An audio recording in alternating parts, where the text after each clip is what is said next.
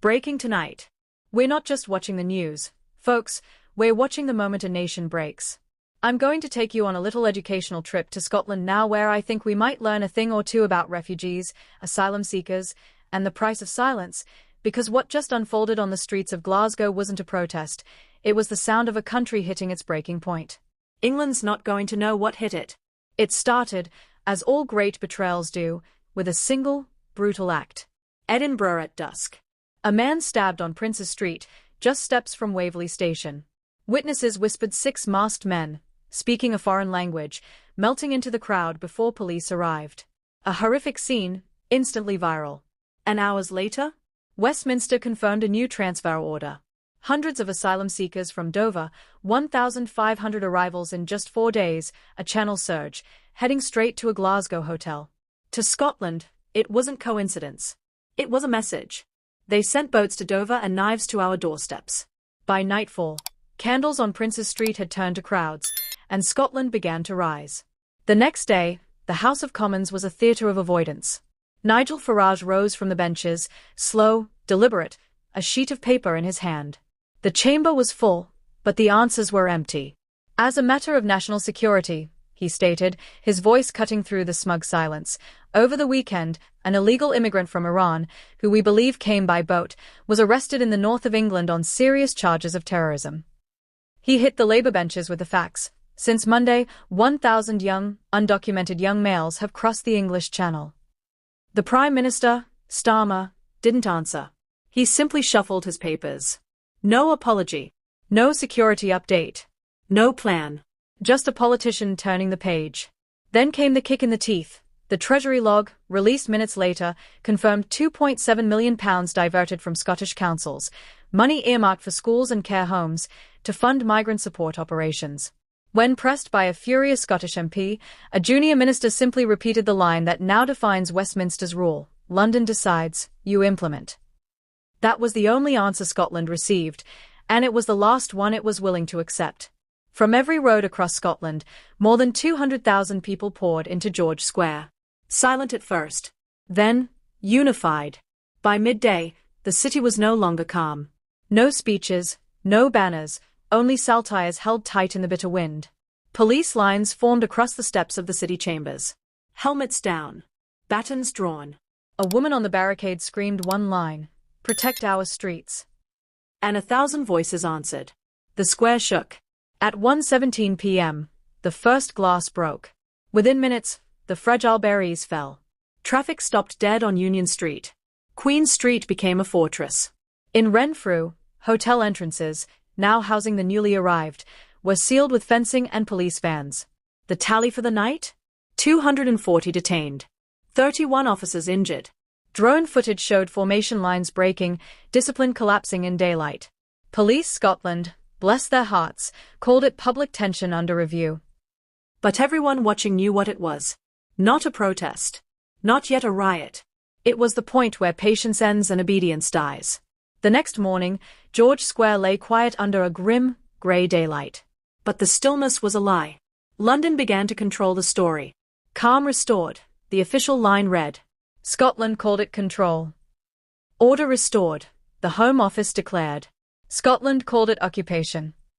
At 8:42 a.m., Police Scotland released a phrase that felt like a chokehold. Situation under control, cleared by Westminster. Leaked Home Office logs showed £4.6 million authorised overnight for containment and perception management. Every communication from Holyrood to London was marked pending clearance. It was no longer policing, it was total control. But the resistance turned visible. Parents gathered outside 23 schools, demanding protection after the stabbing that started it all. Veterans stood guard at council doors, their medals glinting in the cold daylight, silent sentinels. In Dundee, truckers parked 50 rigs across the Ring Road, a silent, industrial siege. In Aberdeen, shopkeepers nailed boards marked "We remember the 31st of October" over shattered windows. The irony was a punch to the gut. Starmer's ministers spoke of unity while another £2.7 million was cut from Scottish welfare budgets to fund migrant placements. They called it balance. The people called it betrayal. For the first time in decades, Scotland wasn't asking London for answers. It was counting the cost and naming who sent the bill. The cover-up was frantic. London tried to control the story with silence. News anchors were told to remain calm. The word riot vanished from headlines. Police checkpoints appeared on every Scottish highway. Buses were stopped. Phones inspected. The Home Office called it precaution. The people called it fear. South of the border, BBC presenters read the same script. But in Glasgow, one brave anchor refused. Her broadcast was cut mid-sentence. That silence spoke louder than any report. At noon, the country simply stopped. Workers walked off sites. Students left classrooms.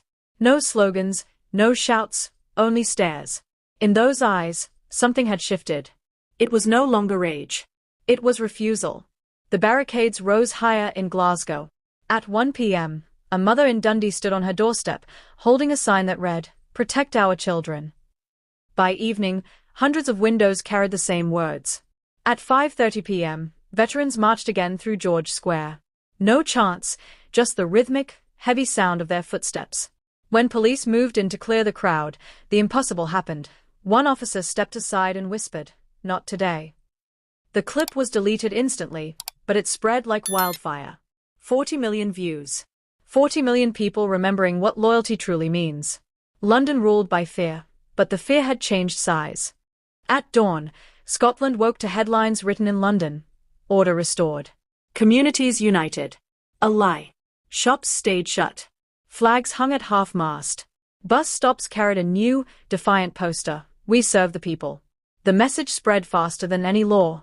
Farmers joined factory workers. Church bells rang.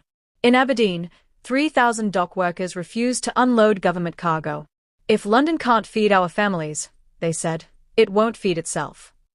That night, a Holyrood reporter published numbers the BBC had buried: £9.4 million cut in 3 days for emergency asylum housing. The true cost of the lie.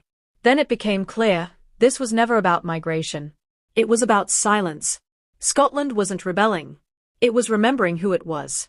By dusk, London was in full panic. Internet speeds dropped across the nation. Posts vanished within minutes.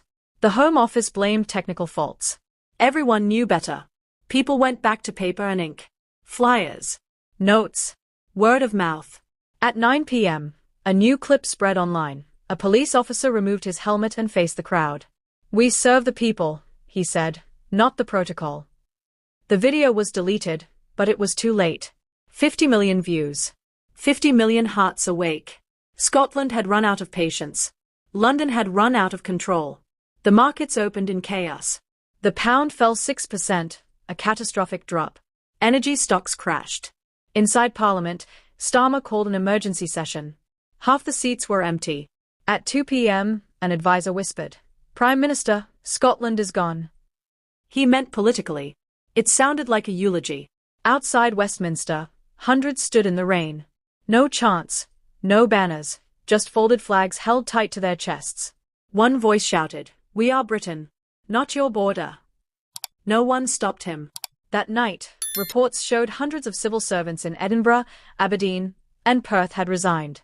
They weren't protesting. They were leaving. London didn't face rebellion. It faced abandonment. Dawn came soft and wet. No sirens, no smoke, only rain on rooftops. People swept glass from the streets, cleared barricades, reopened shops. White cloths hung from windows across Edinburgh, not as surrender, but as peace. The nation stood between forgiveness and fury. And for the first time in generations, truth did not need to shout. It had come home. This is UK Pancakes. If you believe truth still matters, subscribe to UK Pancakes and never look away. Thank you for watching.